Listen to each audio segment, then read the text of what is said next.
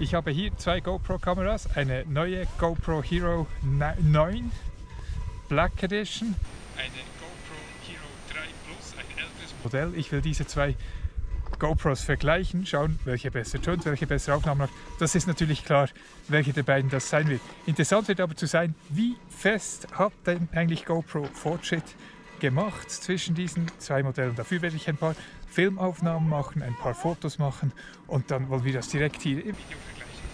Wie gut ist eigentlich die Hero 3 Plus noch? Wie gut ist sie heute noch brauchbar?